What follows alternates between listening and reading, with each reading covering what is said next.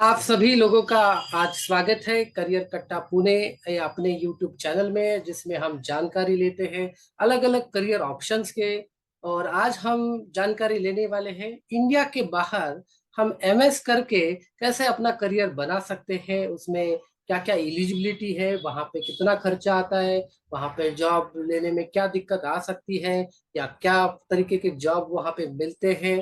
तो हम जानकारी लेंगे निखिल जी लोखंडे, जिन्होंने जस्ट अभी अपना एमएस कंप्लीट किया है और वो एक कंपनी में काम कर रहे हैं जिसका नाम है बाल्टेक आईएएस। तो सीधे हम उनसे ही जुड़ते हैं और अधिक जानकारी लेते हैं। तो मैं स्वागत करता हूं निखिल जी लोखंडे का आज हमारे चैनल में। निखिल जी जुड़े हैं हमसे सीधे ऑस्ट्रेलिया से। तो निखिल जी, आप हमें शुरुआत में बताइए कि आप कहाँ से हैं, आपने कौन सा एजुकेशन लिया था, अभी ऑस्ट्रेलिया में जस्ट आपने कौन सी पढ़ाई कंप्लीट की है और आप कौन सी कंपनी में अभी का जॉब कर रहे हैं। यस। Hello everyone. मेरा नाम निखिल लोखंडे है। और थैंक यू विकास सर कि आपने मुझे ये चांस दिया है कि मैं थोड़ा गाइड कर सकूं सब लोग को और थोड़ा मेरा एक्सपीरियंस शेयर कर सकूं। यस। सो बोला जाए तो मैं actually basically I am from Pune and मैंने मेरा बैचलर्स मैकेनिकल इंजीनियरिंग में परस्यू किया है, और जो कि पीईपीआईटी कॉलेज ऑफ इंजीनियरिंग बाउदन पुणे उधर है बैचलर्स का कॉलेज। तो उधर से मैंने बैचलर्स किया। और फिर उस बैचलर्स खत्म होने के बाद मैंने एक 6 महीने का इंटर्नशिप की थी। चाकन में एक फ्लैश इवेंट करके कंपनी है, तो उधर से मैंने इंटर्नशिप किया मेरा। और उसके बाद फिर मैंने सोचा कि मास्टर्स अभी करना ज़रूरी है, क्योंकि मुझे पर्सनल पर्सपेक्टिव से मुझे एक इंटरनेशनल एक्सपोजर चाहिए था और मुझे मेरे स्किल्स एनहांस करने थे। तो इसके लिए मैंने फिर ऑस्ट्रेलिया देश चुना, जिधर मैंने मास्टर्स अपना परस्यू किया। तो मेरे मास्टर्स कंप्लीट किया इन mechanical engineering university of Wollongong से। यूनिवर्सिटी ऑफ वोलोंगोंग सिडनी से तकरीबन 80 किलोमीटर्स पे है। और उधर से मैंने मेरा मास्टर्स परस्यू किया, और फिर 2 साल कोर्स कंप्लीट करने के बाद मैंने 6 महीने के अंदर मुझे Beltek IAS inlet exhaust system से एक कंपनी है, तो उधर मैं अभी एज अ प्रोजेक्ट इंजीनियर काम कर रहा हूँ। तो हम लोग की हमारी जो कंपनी है वो फिलहाल इनलेट एग्जॉस्ट सिस्टम्स और गैस टरबाइंस में डील करती है। और अगर किसी किसी कंपनी को वो प्लांट्स वगैरह चाहिए तो हम कंसल्टेशंस भी प्रोवाइड करते हैं। ओके, तो मैं निखिल जी, काफी बच्चों के सवाल आते हैं कि मैकेनिकल इंजीनियरिंग करने के बाद उतने अच्छे पैकेजेस नहीं मिलते हैं। तो ये एमएस करना जरूरी है क्या, ये फैक्ट है क्या। पैकेजेस का देखा जाए तो मैंने ऑनेस्टली कभी इंडिया में काम नहीं किया है। मैंने सिर्फ 6 महीने इंटर्नशिप की है। तो उसके बाद मैंने डिसाइड किया था कि मुझे इंटरनेशनल मतलब एज इन मुझे मास्टर्स कर लेना चाहिए, क्योंकि उसमें आपके बहुत सारे स्किल्स एनहांस होते हैं, आपको एक्सपोजर मिलता है, आपको काफ़ी नई चीज़ें सीखने को मिलती है। और पैकेजेस का देखा जाए तो एक बेसिक सैलरी सेम ही रहती है, पर आपका जैसे एक्सपीरियंस बढ़ता है तो आपको पैकेजेस डेफिनेटली ज्यादा मिलना चालू होता है। तो जैसे बेसिकली कि मैंने सपोज सुना है कि अगर हम बैचलर ऑफ एक्सपीरियंस। इंजीनियरिंग करने के बाद अगर हम किसी कंपनी में जाते हैं तो as a training engineer join होते हैं। तो इसमें कोई हाँ अंतर आता है कि मास्टर करने के बाद M2, M1, M3 ऐसा कुछ होता है जैसे टाटा मोटर्स में इंडिया में होता है। तो वैसा कुछ हाँ। अंतर है क्या ऑस्ट्रेलिया में। अंतर एज इन अंतर ऐसे नहीं बोल सकते, पर अगर आप बैचलर्स करते हो तो उसके बाद भी आपको ग्रेजुएट इंजीनियर का ही रोल मिलता है। और अगर आप मास्टर्स करते हो तो उसके बाद भी ग्रेजुएट इंजीनियर पोजीशंस को ही अप्लाई मतलब आप कर सकते हो। या फिर अगर आपके पास इंडिया में बहुत सारा काफी एक्सपीरियंस है, या फिर 5-6 साल का, और उससे भी ज्यादा, तो आपके चांसेस बढ़ते हैं कि आप मास्टर्स लेवल या फिर उससे भी आगे मैनेजर लेवल्स पे आप भी अप्लाई कर सकते हो। So it completely depends upon your experience and the education which you have gained through all your career. और अभी ऐसे। बच्चों का सवाल आ रहा है कि ये एलिजिबिलिटी क्या होती है अगर किसी कंट्री में जाना है, जैसे ऑस्ट्रेलिया में आप गए थे, तो ऑस्ट्रेलिया में जाने के लिए क्या क्या क्राइटेरिया है और क्या कोई एग्जाम देना पड़ता है। हाँ, तो बेसिकली जब मैं ऑस्ट्रेलिया आया तो मैं फरवरी 2020 में आया, जो कि कोविड का टाइम था। तो उसके पहले मैंने ऑस्ट्रेलिया को ऑस्ट्रेलिया में आने के लिए तैयारी एज इन आईएल्स की एग्जाम दी थी। और वो जो बेसिक क्राइटेरिया रहता है कि 6.5 या फिर समथिंग 7 बैंड कंपलसरी रहता है, तो वो मैंने अचीव किया था। तो उसके बाद और यूनिवर्सिटीज को अप्लाई करना रहता है। तो मैंने बहुत सारे काफ़ी यूनिवर्सिटीज को अप्लाई किया था based on my education, like my 10th 12th marks and as well as मेरे बैचलर्स के मार्क्स। तो उसके बेसिस पर और आईएल्स के एग्जाम के बेसिस पर मैंने एडमिशन, मुझे मास्टर्स को मिल गई थी तो यूनिवर्सिटी आईएलटीएस ऑफ। की पढ़ाई का लेवल कैसे होता है? जैसे अपनी इंजीनियरिंग में काफी बच्चे मतलब एग्जाम से पहले ही पढ़ के पास हो जाते हैं 8-10 दिन में। तो उसका कुछ पहले से प्रिपरेशन करना पड़ेगा आईएलटीएस का, जो हमारे फाइनल ईयर के बच्चे हैं उनको अभी से प्रिपरेशन करना पड़ेगा, या एग्जाम होने के बाद अपने इंजीनियरिंग की एग्जाम खत्म होने के बाद वो प्रिपरेशन शुरू कर सकते हैं? हाँ, तो देखा जाए तो अभी आईएल्स की प्रिपरेशन अभी जिसका जैसे मतलब प्लान है, करियर गोल है, काफी बच्चे बैचलर्स के बाद जॉब करते हैं कि उनको फैमिलीज को सपोर्ट करना रहता है, या फिर एन नंबर ऑफ रीजंस रहते हैं। तो कुछ कुछ लोग जॉब करते हैं, या फिर कुछ लोग जो अभी जैसे मैंने किया कि मैंने इंटर्नशिप की और उसके बाद तुरंत मैंने मास्टर्स को मैंने अप्लाई किया। तो ऐसा रहता है कि आप आईएल्स की तैयारी जो रहती है, तो basically it's an English exam.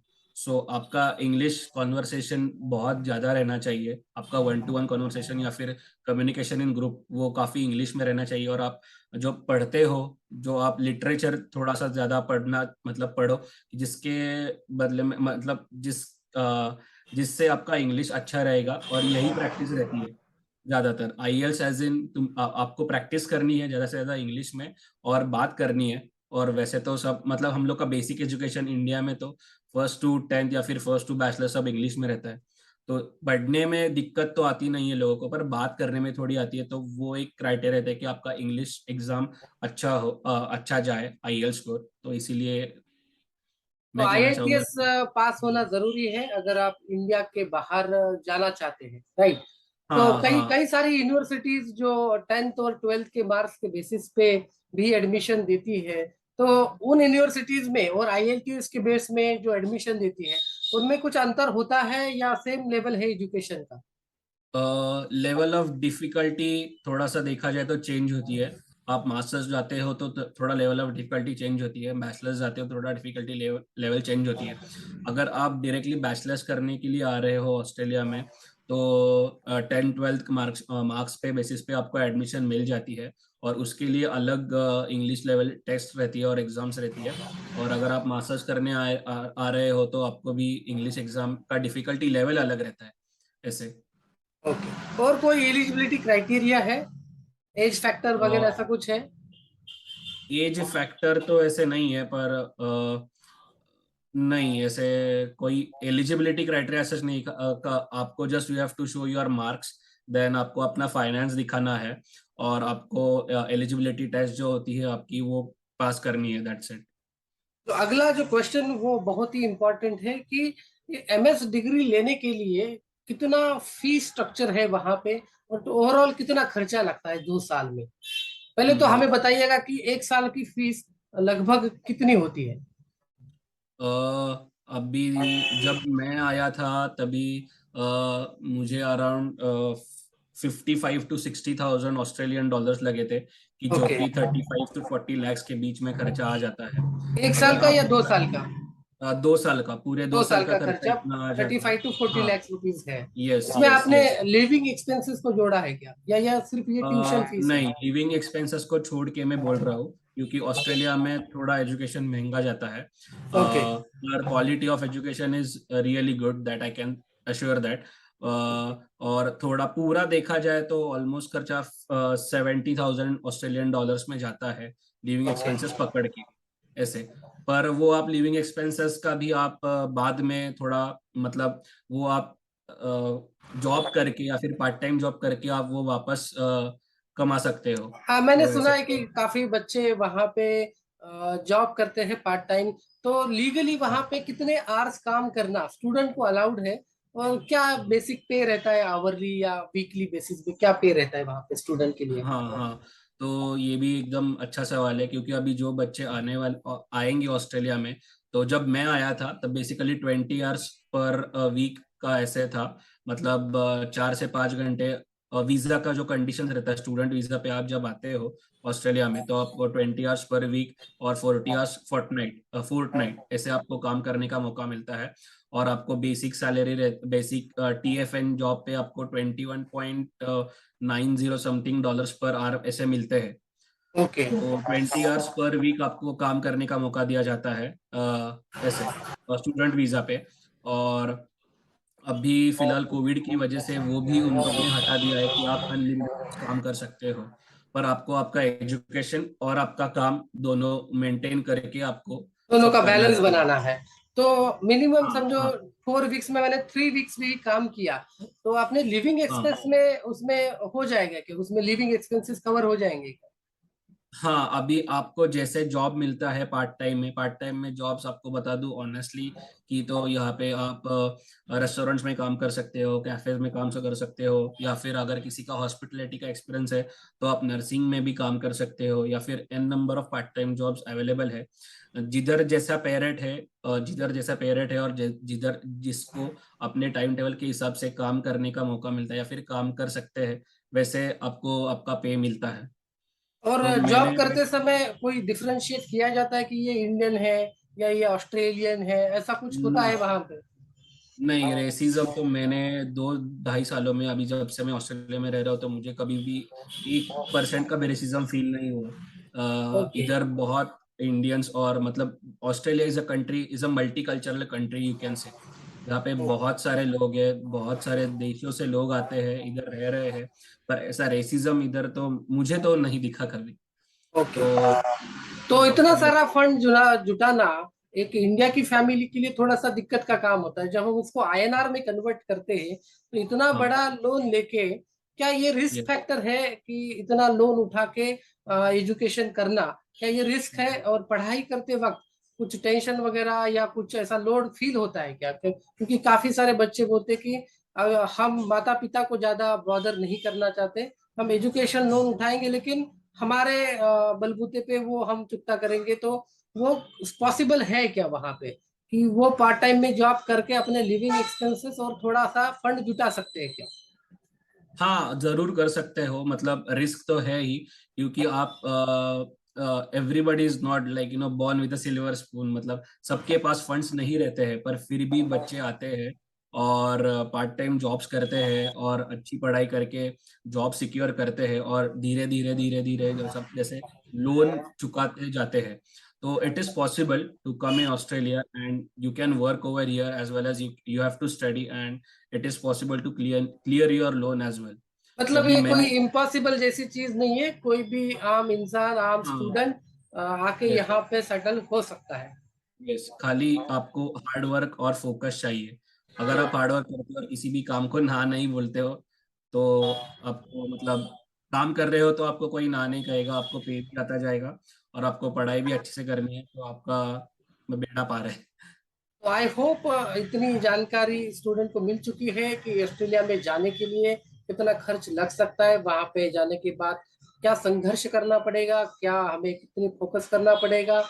और अगर हमने डिसाइड कर ही लिया है कि हमें जाना ही है, फॉरेन में MS करना ही है, तो मुझे आप ये बताइए कि जाने से पहले हमने क्या क्या प्रिकॉशंस लेने चाहिए before travel from India to Australia? क्या क्या प्रिकॉशंस हमें लेने चाहिए? ओके, तो मान लो कि किसी मतलब स्टूडेंट का अभी हो गया है वीज़ा वगैरह सब कुछ प्रोसेस कंप्लीट हुआ है, मतलब अभी उसने ठान लिया कि अभी ऑस्ट्रेलिया जाना है, मास्टर्स परस्यू करना है या फिर एनी अदर कोर्स। तो उसको तो पहले तो वेदर कंडीशंस देखने चाहिए कि वेदर कैसा है, क्योंकि ऑस्ट्रेलिया में दो मतलब सिडनी मेलबर्न में थोड़ा सा मेलबर्न में वेदर काफ़ी हार्श रहता है। तो एक थोड़ा क्लाइमेटिक कंडीशंस, मतलब एक दिन में आपको चारों सीजन्स दिख जाएंगे। तो एक वो बात है, मतलब वेदर थोड़ा देखना चाहिए। और before travelling to Australia I am telling so. और आपको कल्चर में एडजस्ट होना है, इधर का जो वर्क कल्चर है उधर एडजस्ट होना है आपको, आपका नेटवर्किंग बढ़ाना है, आपको ज़्यादा कम्युनिकेट करना है, लोगों से बात करनी है, घुल मिल जाना है आपको लोगों से, ना कि खाली सिर्फ इंडियन दोस्त बनाने हैं आपको। पूरे पूरे जितने भी आपके यूनिवर्सिटी में बच्चे हैं उनसे आपको घुल मिल जाना है, networking is the key I can say. तो वो करना है। और आपको पार्ट जैसे टाइम आप और कल्चर की बात कर रहे थे, तो बैलेंस करना कोई है। फूड की दिक्कत आती है क्या वहां पे? जैसे वेजिटेरियन और नॉन वेजिटेरियन, हाँ हाँ तो काफी बच्चे वेजिटेरियन प्रेफर करते हैं, तो वहां पे हाँ कुछ दिक्कत आ सकती है क्या? हाँ, तो मैं उसी पॉइंट पे आ रहा था कि अभी जैसे आप अगर ऑस्ट्रेलिया में आते हो तो इधर अवेलेबल इंडियंस बहुत सारे हैं और मल्टीकल्चरल है, तो आपको फूड भी वैसा ही मिलेगा कि मल्टीकल्चरल फूड आपको भी मिलेगा। इंडियंस है तो बहुत सारे इंडियन रेस्टोरेंट्स भी अवेलेबल है, सिडनी मेलबर्न में तो बहुत सारे रेस्टोरेंट्स अवेलेबल है, या और ग्रोसरी भी अवेलेबल है, कि जो आपको मतलब ऐसे फील नहीं होगा कि आप घर से बहुत दूर हो। तो इसका आपको मतलब जो ग्रोसरी। हम इंडिया में खाते हैं वही खाना हम ऑस्ट्रेलिया में भी खा सकेंगे, उसमें कोई यस दिक्कत यस। है नहीं? क्योंकि नहीं नहीं। बहुत सारे कंट्रीज में अभी इंडियन स्टूडेंट का मतलब बोलबाला है। ज्यादातर स्टूडेंट इंडिया से है, ऐसा मैंने सुना है। काफी बच्चे रिप्लाई करते हैं कि यहाँ पे सर कुछ दिक्कत का काम नहीं है, सब इंडियन बच्चे हैं, तो आपस में अगर ग्रुप बना ले तो आसानी से हो जाएगा 2 साल का एजुकेशन। हाँ तो मतलब ऑस्ट्रेलिया आप। में पहुंचने के बाद आपको कुछ दिक्कतें आ सकती है क्या? जैसे कि मैं पहली बार पहुंच रहा हूँ, तो अकोमोडेशन जो चीज होती है, तो यूनिवर्सिटी का अकोमोडेशन लेना जरूरी है या प्राइवेट अकोमोडेशन थोड़ा सा सस्ता है? ओके, सो मेन चीज़ ये है कि बिफोर ट्रैवलिंग टू ऑस्ट्रेलिया कि पहले आप अपना अकोमोडेशन देख लो। अकोमोडेशन है तो आपको मतलब आप जब आते हो तो पूरी कंट्री छोड़ के आने वाले हो आप, तो आपको बहुत डिफरेंस महसूस होगा। तो इनिशियल डेज में आप बहुत मिस करोगे घर को। तो आपको तुरंत आने से पहले आपको अपना अकोमोडेशन फिक्स कर लेना चाहिए, क्योंकि मैंने पर्सनली देखा है कि लोग आते हैं, डायरेक्टली आते हैं विदाउट मतलब सब उनका हो चुका वीज़ा पास उनके उन लोग के पास है, या फिर उन लोग के पास यूनिवर्सिटी का लेटर है, उनका कोर्स स्टार्ट होने वाला है, पर उन लोग ने अकोमोडेशन ही नहीं किया है। तो वो कभी कभी हॉस्टल्स में चले जाते हैं या फिर ऑन स्पॉट अकोमोडेशन ढूंढते हैं, कि जो कि पॉसिबल नहीं है। अगर आप यूनिक अकोमोडेशन लेने जा रहे हो तो वो काफ़ी आपको एक्सपेंसिव पड़ता है। अभी जिसका जैसे फाइनेंशियल कंडीशन है वैसे उसके हिसाब से आप कर सकते हो एडजस्ट। पर अगर आप यूनिक अकोमोडेशन में जाओगे तो ऑब्वियसली आपको $300 पर वीक रेंट आपको देना पड़ सकता है। थ्री पर हंड्रेड आप डॉलर्स पर वीक तो पर स्टूडेंट वीक। जो ये वीडियो को सुन रहे हैं, तो वो अकोमोडेशन चार्जेस को अपनी डायरी में लिख सकते हैं कि $300 पर वीक, ये जनरल या एवरेज रेट है वहां पे। और मैं ये पूछना चाहूंगा behalf of the our subscribers, अगर कोई स्टूडेंट ऑस्ट्रेलिया में आना चाहता है और अकोमोडेशन में उसको दिक्कत है, या जो यूनिवर्सिटी का अकोमोडेशन वो प्रेफर नहीं करना चाहता है, तो आपसे कोई जो मदद हो सकती है क्या? वो आपको ईमेल या व्हाट्सएप कर सकते हैं क्या? हाँ ज़रूर कर सकते हैं। मतलब अगर आप सिडनी में या फिर मेलबर्न में किधर भी आ रहे हो तो मैं आपको एक जनरल गाइडलाइन दे सकता हूँ, क्योंकि मुझे भी कैसे हर एक चीज़ का बारे में पता पता नहीं रहता है कि कौन सा एरिया कैसे है। पर एक मैं एक गाइडलाइन दे सकता हूँ ऑफ कोर्स, कि आप मार्केट प्लेस पे देख सकते। मार्केट प्लेस एक प्लेटफॉर्म है कि जिधर आप घर ढूंढ सकते हो, या फिर एक फ्लैटमेट्स करके है साइट, उधर आप ढूंढ सकते हो। गम ट्री करके है, उधर भी आप ढूंढ सकते हो। और और बेसिकली देखा जाए यूनिक अकोमोडेशन काफ़ी महंगा पड़ता है। और आपको अगर आप प्राइवेट ले रहे हो, किसी ओनर के अंडर रह रहे हो, या फिर शेयरिंग हाउस में रह रहे हो, तो आपको वो खर्चा कम पड़ सकता है। अगर आपके दोस्त बन जाए यूनिवर्सिटी में और आप साथ में रह रहे हो एक घर लेके पूरा, तो वो आपको रेंट ऑलमोस्ट अराउंड 200 या फिर $180 पर वीक पड़ता है। तो मतलब उसमें अगर मैंने। ग्रुप में स्टूडेंट आते हैं तो उनको खर्चे में भी आसानी हो जाएगी, जो शेयर हो यस जाएगा उनका खर्चा, और जो यस। सेंटिमेंटल सपोर्ट होता है साथ में रहना और साथ में कोई है, ये फीलिंग बहुत मायने रखती है। क्योंकि hundreds of thousands of kilometre away है हम हमारे घर से, माता पिता से, तो ग्रुप में जाना थोड़ा सा प्रेफरेबल है। और यस। जैसे अभी सवाल आया सेंटिमेंट्स का, तो क्या गर्ल स्टूडेंट भी ये कंट्री में आके पढ़ सकती है? कुछ ऐसा रिस्क है वहां पे, या ईज ऑफ एक्सेस है सभी तरफ? नहीं, ईज ऑफ एक्सेस सभी तरफ, ऐसे कुछ नहीं है कि लड़के ही आएंगे लड़की आएंगे, ऐसे कुछ नहीं है।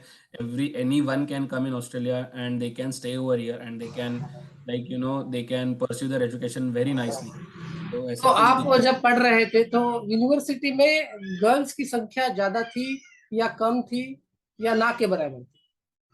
नहीं, वैसे देखा जाए तो मतलब everyone is equal over here, ऐसे कुछ है नहीं कि लड़कियों की संख्या ज्यादा है कम है, ऐसे तो कुछ है नहीं, सब नॉर्मल ही है मतलब। मतलब बहुत कोई सारे अगर लड़के। लड़की डिसाइड करती है, पेरेंट को मनाती है कि नहीं मैं इंडिया के बाहर जाके पढ़ सकती हूँ, तो एकदम शांत माहौल है वहाँ पे। अच्छा खासा एनवायरनमेंट है और इजी ऑफ एक्सेस है। हम रात में भी घूम सकते हैं। ऐसा कुछ है नहीं वहाँ पे, जैसे इंडिया का ये माहौल है वैसे ही ऑस्ट्रेलिया का भी है, हाँ सेफ्टी वाइज हाँ। भी। Yes yes. तो अगला सवाल है मेरा कि वहां पे कितने एक्सपेंसेस लगते हैं इन जनरल बताइए। जैसे आपने बताया कि वीकली $200 to $300 अकोमोडेशन लग सकता है, डिपेंड कि आप कितने लोगों के साथ शेयर कर रहे हैं या सिंगल रह रहे हैं। करेक्ट है। तो उसी तरह फूड वगैरह में कितना खर्चा आ सकता है, टेंटेटिव बजट बताइए। जैसे कि बहुत सारे चार्जेस रहते हैं, इंटरनेट हमें चाहिए, वहां पे फोन चाहिए, जो कंपल्सरी एक्सपेंसेस है उनका लगभग खर्चा कितना हो सकता है। हाँ, तो अभी देखा जाए तो अगर आप दोस्तों के साथ अगर एक फ्लैट में शेयर कर रहे हो तो आपको ऑलमोस्ट 150 से लेकर $200 पर वीक तक का खर्चा आता है, जो कि खाली रहने का खर्चा है। और उसके बाद अगर आप वाटर बिल्स, इलेक्ट्रिसिटी बिल्स और आपका फ़ोन रिचार्ज ये पकड़ते हो तो आपको ऑलमोस्ट $100 खर्चा आ सकता है। तो देखा जाए तो 300। और उसके बाद अगर आप कुकिंग सीखते हो, आपको खुद खाना आपका खुद बनाते हो, तो आपको वो भी खर्चा बच जाता है कि आप ग्रोसरी बाय करके आप खुद का खाना बना रहे हो, तो उसको उधर आपके $100 जाते हैं। तो ऑलमोस्ट आपका खर्चा $800 तक जाता है पर मंथ। $800 पर मंथ आपको खर्चा आ सकता है, 800 to 900, depending on your overall expenses. तो हमारा अगला सवाल है, एजुकेशन कैसा है इंडिया के कंपैरिजन में? एजुकेशन कैसा है वहाँ पे, ओवरऑल एक्सपीरियंस क्या है आपका? मेरा पर्सनल एक्सपीरियंस है कि बहुत ही प्रैक्टिकल ओरिएंटेड एजुकेशन दिया जाता है। आपको काफ़ी रिसर्च ओरिएंटेड इधर बहुत ऑप्शंस अवेलेबल है। आपको प्रोफेसर्स के अंडर काम करने का मौका मिलता है। और मतलब जैसे किसी भी स्टूडेंट को अगर उसका किसी सब्जेक्ट में बहुत इंटरेस्ट हो तो उस रिलेटेड उसको थीसिस करना है, मास्टर्स अगर वो परस्यू कर रहा है तो उसके अंडर आपको प्रोफेसर सिलेक्शन में आसानी होती है। और आपको जो नॉलेज मिलता है तो काफ़ी वो प्रैक्टिकल ओरिएंटेड होता है। तो आप बहुत सारा मतलब एक्सपोजर भी आपको मिलता है, क्योंकि बहुत सारे प्रोफेसर जैसे हैं कि चाइनीज में चाइना से प्रोफेसर रहते हैं या फिर बहुत ऐसे डिफरेंट प्रोफेसर्स हैं। तो आपको सीखने के लिए बहुत एक्सपोजर है। और मैं जानना चाहता हूँ, और ये क्वेश्चन बहुत ही ज्यादा इम्पोर्टेंट है, क्योंकि स्टूडेंट जानना चाहते हैं कि इतना सारा संघर्ष करने के बाद, 2 साल पढ़ने के बाद कितनी सैलरी मिल सकती है, एक एवरेज सैलरी क्या होती है? अपर लिमिट तो कोई नहीं बता पाएगा, लेकिन एक एवरेज ट्रेंड क्या है ऑस्ट्रेलिया में? क्या 40 से 50 लाख रुपए साल का वहां पे मिल सकता है आसानी से? देखा जाए तो अभी ऑस्ट्रेलिया में देखा जाए तो आउटर कंट्रीज में बेसिकली बेस सैलरी पैकेज तो ज़्यादा रहता है, पर आपका जो इंक्रीमेंट रहता है वो थोड़ा सा कम, मतलब इंडिया के हिसाब से कम रहता है। पर ऑलमोस्ट आप एक्सपेक्ट कर सकते हो कि आप अगर मास्टर्स परस्यू कर रहे हो तो आपको basic salary 55 to 60 thousand Australian dollars मिल सकती है पर ईयर। ओके। मतलब अगर वो आईएनआर में कन्वर्ट करे तो 40 से 50 लाख का हाँ आसानी हाँ, से हो हो सकता जाएगा। है। हाँ, पर आपके खर्चे भी वैसे रहते हैं तो वो आपको सेविंग्स वगैरह करके यू हैव टू वो मैनेज मैनेज कर दैट। रहा है, we have to manage the Yeah. Funds. Yeah. तो इसके लिए कोई टीआर पीआर, ऐसा मैंने सुना है कि टीआर जरूरी है, या टीआर के बिना भी मिल जाता है जॉब? हाँ, मतलब अभी आप जब ऑस्ट्रेलिया में इंटर कर रहे हो तो आपको पहले आप स्टूडेंट वीज़ा पे आते हो। तो स्टूडेंट वीज़ा के बाद वो स्टूडेंट वीज़ा 2 साल का रहता है आपका कोर्स ख़त्म होने तक। और उसके बाद अगर कोई और एजुकेशन परस्यू करना चाहता है तो उसको वो और स्टूडेंट वीज़ा एक्सटेंशन के लिए अप्लाई करता है। नहीं तो आपको टीआर मतलब टेम्पररी रेसिडेंसी, तो उसके लिए आपको अप्लाई करना रहता है। टेम्पररी रेसिडेंसी ऑस्ट्रेलिया में आपको 3 साल तक का मिल जाता है। और उसके बाद आपको और शायद से 2 साल एक्सटेंशन भी पॉइंट्स मिलते हैं। या फिर आप रीजनल एरिया में रहते हैं तो उसके थोड़े अलग पॉइंट्स रहते हैं। तो उसके लिए आपको और थोड़ा टीआर मतलब टेम्पररी रेसिडेंसी ज़्यादा मिलती है। और टीआर के बाद आता है पीआर मतलब परमानेंट रेसिडेंसी। तो जिधर आपको पॉइंट्स कलेक्ट करके एग्ज़ाम्स दे के आपको वो पीआर फाइल करना रहता है, जो कि 190 और 189 से स्टेट स्पॉन्सर्ड पीआर रहते हैं। तो वो क्राइटेरिया अलग रहता है, तो वो थोड़ा सा मतलब हार्ड जाता है, पर आपको पीआर मिल जाता है। तो अभी आप कुछ हमें ऑस्ट्रेलिया की झलक दिखा सकेंगे कि ऑस्ट्रेलिया कैसे दिखता है? बच्चे अगर देखना चाहते हैं कि वहाँ पे क्या माहौल है या कैसे है, कुछ झलक दिखा सकते हैं? फिलहाल तो मैं अभी अपने घर में हूँ, तो ऐसे कुछ मतलब दिखा नहीं सकता। मैं बाहर जाके अगर मोबाइल पर रहता तो ऑफ कोर्स दिखा सकता था। Okay okay. आप जिस यूनिवर्सिटी में पढ़े थे, तो उस यूनिवर्सिटी में के बारे में कुछ बताइए कि क्या डिफरेंस लगा आपको ओलोंगोंग यूनिवर्सिटी में, और आप पूरी यूनिवर्सिटी से पढ़े हैं, तो क्या बहुत अंतर है या दोनों सेम है? देखा जाए तो मतलब अभी देश नया है तो लोग भी नए रहते हैं, तो काफ़ी चीज़ें सारी आपको नई देखने को मिलती है, सीखने को मिलती है। अलग अलग लोग रहते हैं, तो उनसे बातचीत करके आपको अलग एक्सपोजर, अलग नॉलेज मिलता है। तो इंफ्रास्ट्रक्चर देखा जाए तो यूनिवर्सिटी ऑफ वोलोंगोंग बहुत अच्छी है, यूनिवर्सिटी है। इधर बहुत सारे कोर्सेस अवेलेबल है। और फिर रीजनल में यूनिवर्सिटी आती है, यूनिवर्सिटी ऑफ वोलोंगोंग, तो उसको आपके तो इसका एक फ़ायदा और भी है कि आपको एक 5 पॉइंट्स रीजनल के एक्स्ट्रा मिल जाते हैं जब आप पीआर के लिए अप्लाई करते हो तो और ओवरऑल यूनिवर्सिटी ऑफ वोलोंगोंग बहुत ज़्यादा अच्छी यूनिवर्सिटी है। उधर एनवायरनमेंट भी अच्छा है और फिर लोग भी अच्छे हैं।